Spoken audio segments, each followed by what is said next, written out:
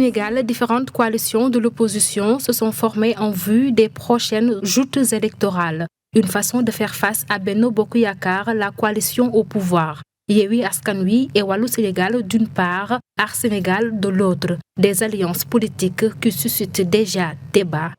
C'est une stratégie qu'ils ont mise en place qui vaut son pesant d'or en termes de communication parce que ça va laisser penser dans les perceptions à la fois des électeurs, donc de l'électorat, comme des forces politiques en place, qu'il y a une grande offensive d'une certaine partie de l'opposition et qu'il y aurait par exemple des risques pour le régime en place.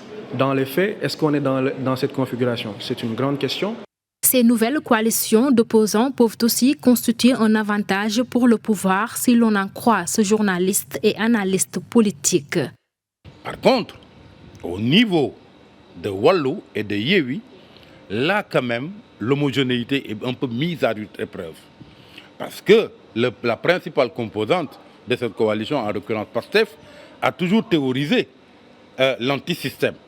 Et maintenant se retrouve avec à ses côtés deux des principales incarnations du système, en l'occurrence le régime socialiste, qui via les Khalifa Sall et Barthélémy Diaz ont eu à gérer pendant 40 ans le pouvoir, mais également le PDS. De ce point de vue-là, ça peut dérouter un peu l'électeur, tant et si bien qu'en termes de cohérence, de lisibilité, de clarté dans le jeu politique, je pense que la coalition Benno et la coalition Aar me semblent être plus homogènes.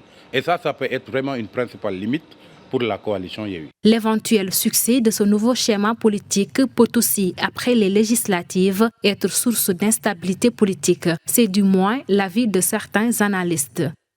Si cette logique se perpétue et se répercute à l'Assemblée, avec une Assemblée majoritairement acquise à l'opposition, c'est que le pays sera ingouvernable ces 2 années, en tout cas jusqu'à 2024. Et ce pays-là va être instable. Ces nouvelles alliances de l'opposition sénégalaise créent une reconfiguration de la scène politique sénégalaise.